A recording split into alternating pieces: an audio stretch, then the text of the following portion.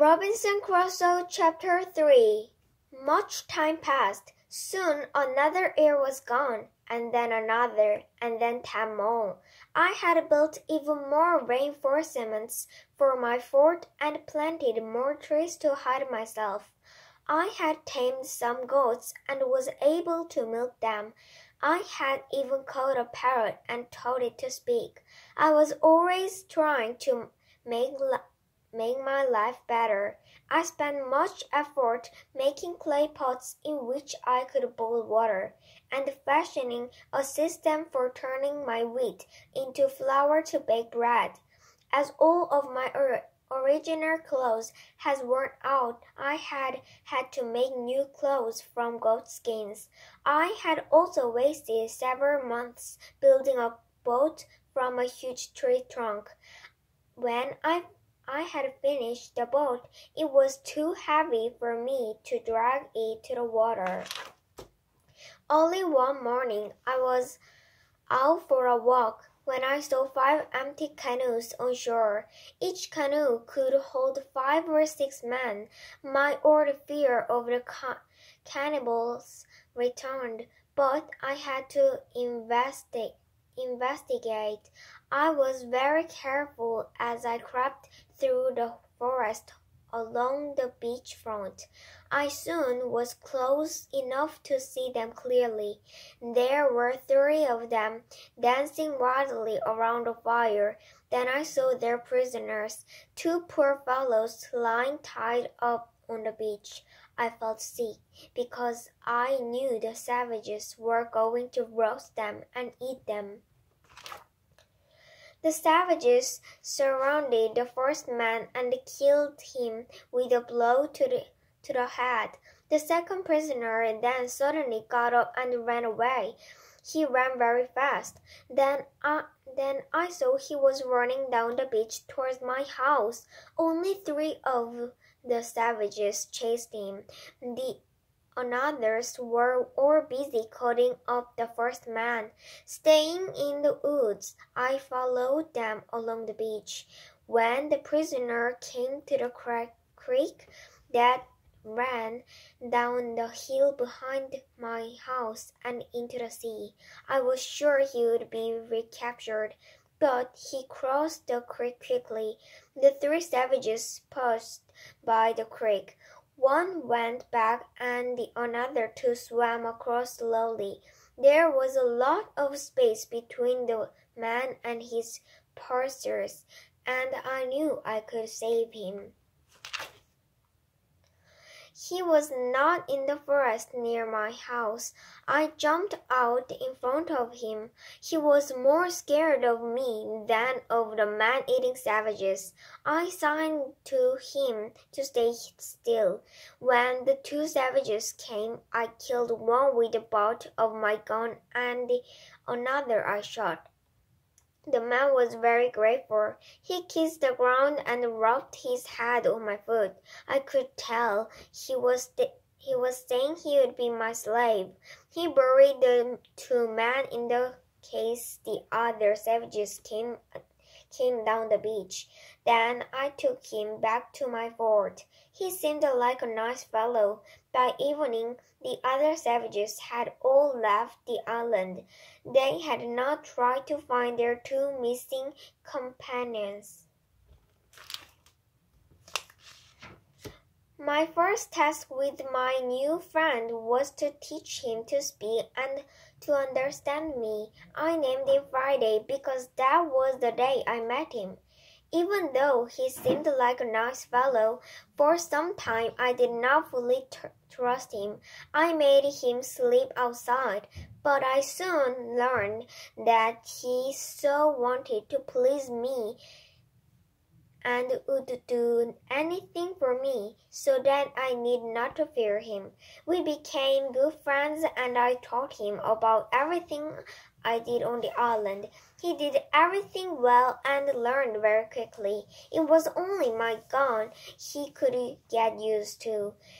Every time it went off, it made him frightened.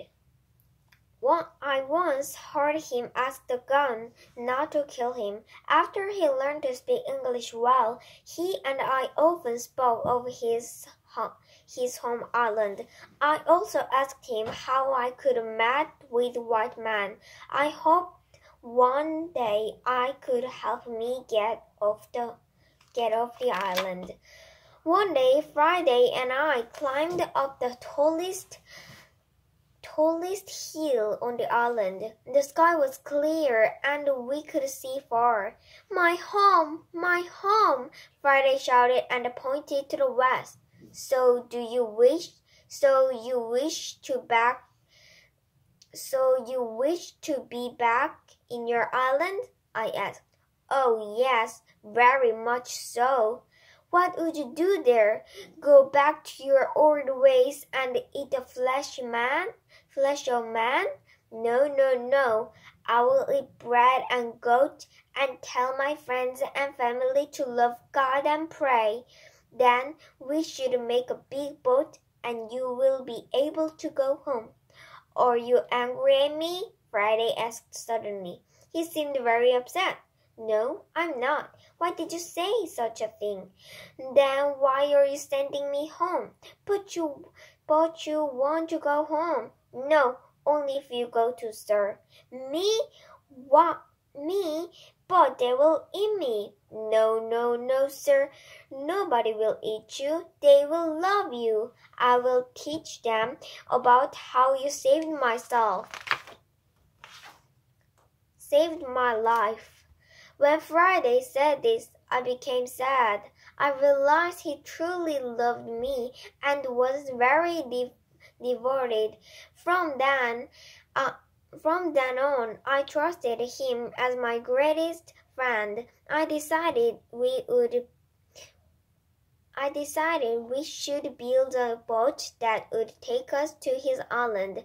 We cut down a tree that was near the water and began work on the boat.